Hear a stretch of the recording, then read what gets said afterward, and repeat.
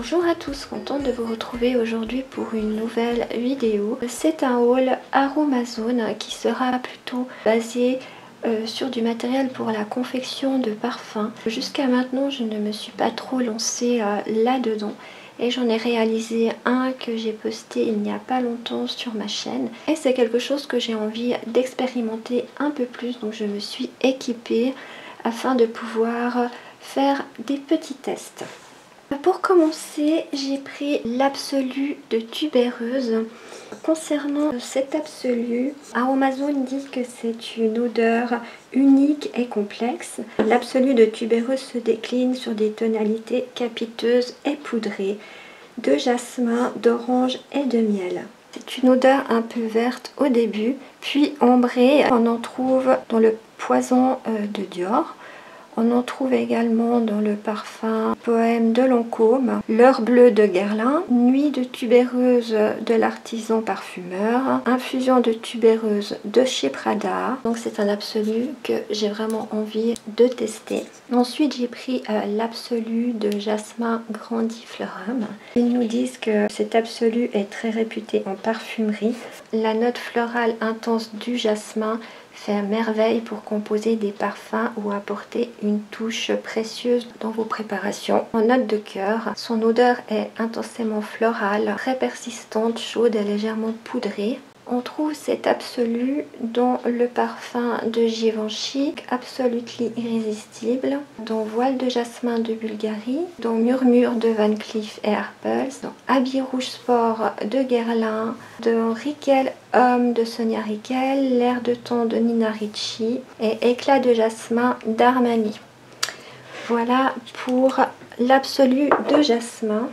Ensuite, j'ai repris l'absolu de Fève de Tonka. Je l'avais déjà, c'est une odeur que j'adore. Elle est utilisée dans les plus grands parfums. Elle s'utilise plutôt en note de fond. C'est un subtil mélange praliné et vanillé entre l'odeur balsamique du caramel, doux ou du tabac blanc et l'amertume d'une fève de cacao. On la trouve dans Tonka Impérial de Guerlain, Chloé Intense de Chloé, Fleur de chocolat de Molinard, Eau demoiselle de Givenchy, Eau de sport de Lacoste, Traveling d'Azzaro, Versace pour homme de Versace, Armani Code d'Armani. J'ai pris l'absolu de Mimosa. On nous dit la subtile senteur florale, mielée et poudrée de cet absolu lui vaut une fabuleuse utilisation en parfumerie. Ce parfum romantique évoque la douceur du printemps. Cet absolu est aussi connu pour son effet réconfortant. Elle s'utilise en note de tête et de cœur. Elle a une odeur douce et légère de fleurs. Elle rappelle le linge frais et propre. Elle se trouve dans le parfum Champs-Élysées de Guerlain, Poème de Lancôme, Mimosa pour moi de l'artisan parfumeur, Summer by Kenzo de Kenzo et Coco de Chanel. J'ai également commandé l'extrait de CO2 d'Ombrette. C'est un extrait précieux et très recherché pour son parfum riche. Il est musqué et chaud avec une note de noisette et de fleurs. Associé à d'autres senteurs, il est idéal pour composer des parfums aux notes orientales et envoûtantes. On le sert en général en note de fond. C'est une odeur douce, musquée et ambrée. J'ai aussi acheté l'extrait de CO2 d'Iris. Cet extrait de CO2 est une véritable perle. Sa senteur unique délivre une magnifique note poudrée et florale, idéale pour parfumer vos cosmétiques et composer vos parfums. Cet extrait apportera à vos préparations cosmétiques et parfums une touche d'une grande finesse qui sera immédiatement reconnue et appréciée. En général, on la sert plutôt en note de cœur. Il a un rendu poudré et fleuri exceptionnel. J'ai pris l'huile essentielle de Santal Alba. Cette huile dégage un parfum à la fois suave, boisé et épicé et a des vertus harmonisantes sur le plan émotionnel, réputée pour apaiser l'esprit, mais aussi comme aphrodisiaque. Cette huile précieuse est également appréciée pour ses effets régénérants et purifiants. J'ai également pris 3 flacons à parfum.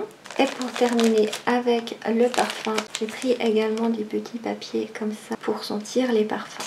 Voilà, on en a fini en ce qui concerne le parfum. J'ai pris également l'huile essentielle de Tanesi Annuel. C'est un apaisant puissant. Donc c'est une huile bleue. Elle est réputée pour soulager les démangeaisons, les irritations et les inconforts de la peau. Elle est conseillée en accompagnement en cas de petites allergies. J'ai surtout pris cette huile de Tanesi pour réaliser mes crèmes contre l'eczéma. Je me réjouis de pouvoir la tester dans une préparation et surtout voir la couleur car il paraît que ça teint vraiment les prépas. J'ai repris 500 g de SCI doux et mousson pour réaliser mes shampoings solides. J'ai repris un sachet de 100 g de SLSA qui est un tension actif doux et mousseux.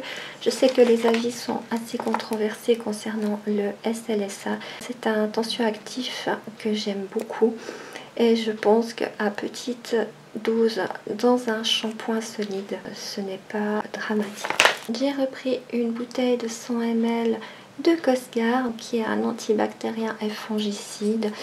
Donc voilà mon conservateur favori. Pour terminer, j'ai repris une bouteille de 30 ml de collagène végétal. C'est un actif que j'utilise régulièrement. Il est idéal pour adoucir, lisser et protéger la peau. Il est très bien pour les peaux sèches, déshydratées et également pour les peaux matures. C'est aussi un très bon actif pour les cheveux. Il épaissit les cheveux ainsi que les cils et les sourcils.